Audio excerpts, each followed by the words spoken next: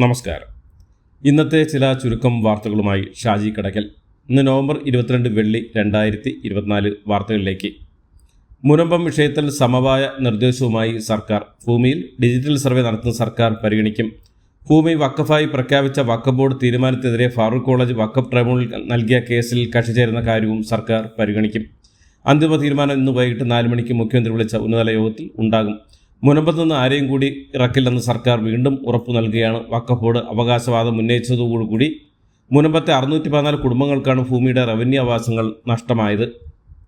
മല്ലപ്പള്ളിയിൽ നടത്തിയ ഭരണഘടനാ വിരുദ്ധമായ പ്രസംഗത്തിൽ മന്ത്രി സജി ചെറിയാന് സിംഗിൾ ബെഞ്ച് ഉത്തരവിൽ സർക്കാർ അപ്പീൽ നൽകിയേക്കില്ല.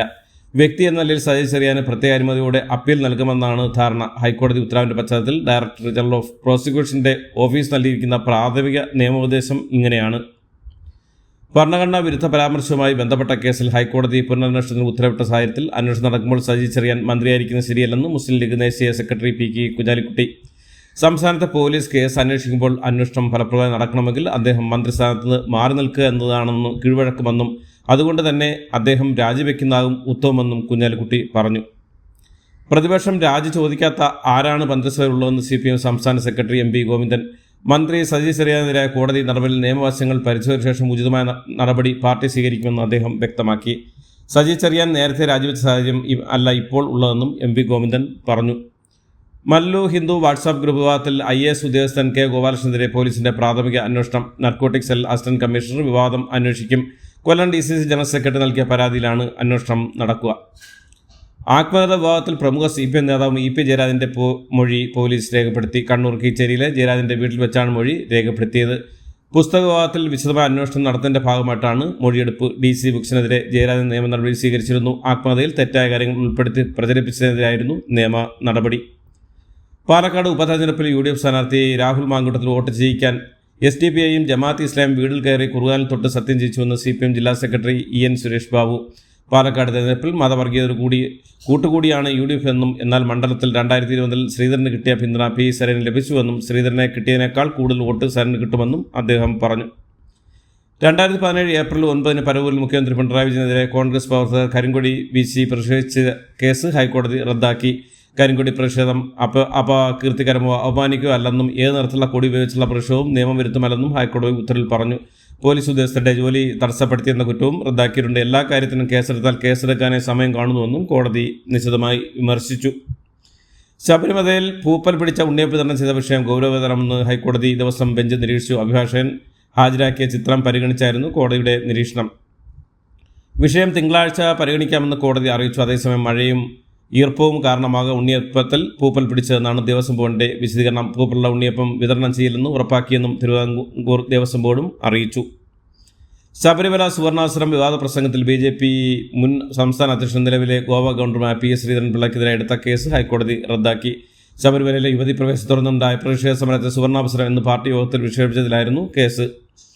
കോവിഡ് മഹാമാരിയും പ്രതിരോധത്തിനായി നൽകിയ വാക്സിനും കൈകാര്യം ചെയ്തതിനെക്കുറിച്ച് ഗൗരവതരമായ അന്വേഷണം നടത്തി ഉചിതമായ നടപടി എടുക്കണമെന്ന് K.V. തോമസ്. സംസ്ഥാന സർക്കാരിന്റെ ദില്ലിയിലെ പ്രത്യേക പ്രതിനിധി പ്രൊഫസർ K.V. തോമസ് പ്രധാനമന്ത്രി നരേന്ദ്രമോദിയാണ് ഇക്കാര്യം അഭ്യർത്ഥിച്ചത്. പട്ടികവർഗ വിഭാഗങ്ങൾക്കെതിരെയുള്ള അതിക്രമങ്ങൾ തടയുന്നതിനായി നിലവിലുള്ള സ്പെഷ്യൽ മൊബൈൽ സ്ക്വാഡുകളുടെ യൂണിറ്റുകൾ വർദ്ധിപ്പിക്കാൻ മുഖ്യമന്ത്രി സംസ്ഥാന പോലീസ് മേധാവിക്ക് നിർദ്ദേശം നൽകി. സെക്രട്ടേറിയറ്റ് ലയം ഹാളിൽ നടന്ന പട്ടികവർഗ വികസന വകുപ്പിന്റെ സംസ്ഥാന ഉന്നതാധികാര വിജിലൻസ് മോണിറ്ററിംഗ് കമ്മിറ്റി യോഗത്തിൽ വീഡിയോ കോൺഫറൻസിൽ സംസാരിക്കുകയായിരുന്നു മുഖ്യമന്ത്രി. സന്ദീപ് വാര്യരുടെ വരവ് കോൺഗ്രസിന് ഗുണകരമാകുമോ എന്ന ചോദ്യത്തിന് വെട്ടിപ്പൊട്ടിക്കുമ്പോൾ അറിയാമെന്ന് പ്രതികരിച്ച് രമേശ് ചെന്നിത്തല. താൻ മഹാരാഷ്ട്ര തെരഞ്ഞെടുപ്പ് തിരക്കിലായിരുന്നുവെന്നും ഫോണിലൂടെയാണ് കാര്യങ്ങൾ അറിഞ്ഞതെന്നും ചെന്നിത്തല പറഞ്ഞു. RSSന് ഭൂമി നൽകുന്നത് സംബന്ധിച്ച വിവാദം സന്ദീപ് വാര്യരോട് തന്നെ ചോദിക്കണമെന്നും അദ്ദേഹം വ്യക്തമാക്കി. എറണാകുളം വടക്കൻ പറവൂർ മാഞ്ഞാലി NS ട്രസ്റ്റ് കോളേജിന്റെ ജപ്തി ഭീഷണി താൽക്കാലികമായി ഒഴിഞ്ഞു. കോളേജ് വിൽപ്പന നടത്തി 18 കോടി രൂപയുടെ കുടിശ്ശിക തീർക്കുമെന്ന് മാനേജ്മെന്റ് വ്യക്തമാക്കി. 3 മാസത്തേക്ക് ജപ്തി നടപടി ഉണ്ടാകില്ലെന്ന് കോളേജ് മാനേജ്മെന്റ് അറിയിച്ചു. ഇതിനിടെ കോളേജ് ഭരണസമിതിയുടെ അനാസ്ഥയ്ക്കെതിരെ വിദ്യാർത്ഥി സംഘടനകളും രക്ഷിതാക്കളും പ്രതിഷേധിച്ചു. ബാലാവകാശ കമ്മീഷൻ ഇടപെടലിനെ തുടർന്ന് ഹയർ സെക്കൻഡറി വിദ്യാർത്ഥികൾക്ക് നോട്ട്സ് ഉൾപ്പെടെയുള്ള പഠനകാര്യങ്ങൾ വാട്സാപ്പ് പോലുള്ള സാമൂഹ്യ മാധ്യമങ്ങളിൽ നൽകുന്നത് വിലക്കി. പഠനകാര്യങ്ങൾ സാമൂഹ്യ മാധ്യമങ്ങളിൽ നൽകുന്ന രീതി കുട്ടികൾക്ക് അമിതഭാരവും പ്രിന്റ് എടുത്ത് പഠിക്കുമ്പോൾ സാമ്പത്തിക ബുദ്ധിമുട്ടും വരുന്നതായി രക്ഷിതാക്കൾ പരാതിയിൽ നൽകിയിരുന്നു. ഇതേ തുടർന്നാണ് എല്ലാ RDD മാർക്കും സ്കൂൾ പ്രിൻസിപ്പൽമാർക്കും വിദ്യാഭ്യാസ വകുപ്പ് സർക്കുലർ നൽകിയത്. ക്രിമിനൽ കേസുണ്ടെന്ന കാരണത്താൽ സർക്കാർ ജോലി വിലക്കാനാവില്ലെന്ന് കേരള ഹൈക്കോടതി വിധി ശരിവെച്ച് സുപ്രീംകോടതി. ഹൈക്കോടതി വിധിക്കെതിരെ സംസ്ഥാന സർക്കാർ നൽകിയ അപ്പീൽ സുപ്രീംകോടതി തള്ളി. വനിതാ പോലീസ് ഉദ്യോഗസ്ഥയെ ഭർത്താവ് കണ്ണൂരിൽ വെട്ടിക്കൊന്നു. കരുവള്ളൂർ പാലിയേരി സ്വദേശി ദിവ്യശ്രീയാണ് കൊല്ലപ്പെട്ടത്. പത്തനംതിട്ടയിൽ നഴ്സിംഗ് വിദ്യാർത്ഥി അമ്മുവിന്റെ മരണത്തിൽ 3 വിദ്യാർത്ഥികളെ പോലീസ് കസ്റ്റഡിയെടുത്തു. അമ്മുവിന്റെ സഹപാഠികളായ 3 പേരെയാണ് പോലീസ് കസ്റ്റഡിയെടുത്തത്. ഇവർക്കെതിരെ കുടുംബാരോപണം ഉന്നയിച്ചിരുന്നു. ഇവർക്കെതിരെ ആത്മഹത്യ പ്രേരണ കേസെടുക്കുമെന്ന് എഫ്ഐആറിലും മാറ്റം വരുത്തുമെന്നും പോലീസ് അറിയിച്ചു. വണ്ടൂരിൽ പ്രായപൂർത്തിയാകാത്ത വിദ്യാർത്ഥിനിയെ പീഡിപ്പിച്ച കേസിൽ അധ്യാപകൻ അറസ്റ്റിൽ. വണ്ടൂർ സ്വദേശി അബ്ദുൽ നാസറാണ് അറസ്റ്റിലായ. സംഭവത്തിൽ നാസറിനെ പോലീസ് അറസ്റ്റ് ചെയ്തു. കേരളത്തിൽ അടുത്ത 5 ദിവസം ഇടിമിന്നലോട് കൂടിയ ഇടത്തരം മഴയ്ക്ക് സാധ്യതയെന്ന് മുന്നറിയിപ്പുകൾ. കോമറൻ മേഖലയ്ക്ക് മുകളിൽ ചക്രവാത ചുഴി സ്ഥിതി ചെയ്യുന്നുമുണ്ട്. ഒറ്റപ്പെട്ട സ്ഥലങ്ങളിൽ ഇന്ന് ശക്തമായ മഴയ്ക്ക് സാധ്യതയുണ്ടെന്ന് കേന്ദ്ര കാലാവസ്ഥാ വകുപ്പ് അറിയിച്ചു. കുഞ്ഞു വേണമെന്ന ആഗ്രഹത്തിൽ 5 വയസ്സുള്ള കുട്ടിയെ തട്ടിക്കൊണ്ടുപോയ സംഭവത്തിൽ ലെസ്ബിയൻ ദമ്പതികൾക്ക് ജാമ്യം നൽകി കോടതി. തെലങ്കാനയിലെ സർക്കാർ സ്കൂളുകൾ ഉച്ചഭക്ഷണം കഴിച്ചതിന് പിന്നിൽ 30 വിദ്യാർത്ഥികളെ ഭക്ഷ്യവിഷബാധ തുടർന്നു ആശുപത്രിയിൽ പ്രവേശിപ്പിച്ചു. മുംബൈ ഭീകരാക്രമണ കേസ് പ്രതി അജ്മൽ കസബിനും പോലും ന്യായമായ വിചാരണ ലഭിച്ച ഇടമാണ് ഇന്ത്യയെന്ന് സുപ്രീം കോടതി.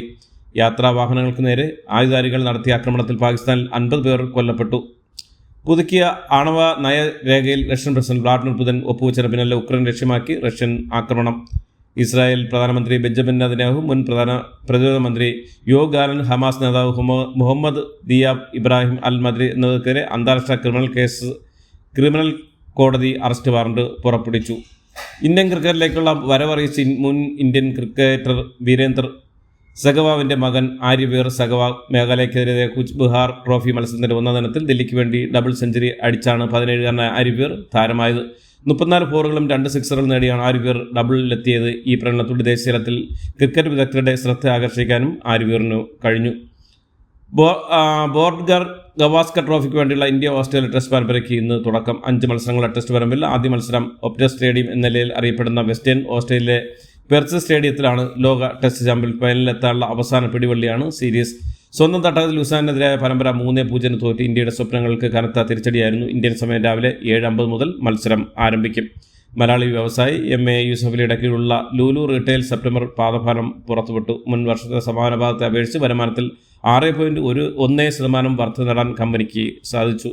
ഇതോടുകൂടി ഇന്നത്തെ വാർത്തകൾ അവസാനിക്കുന്നു. എല്ലാവർക്കും നന്ദി, നമസ്കാരം.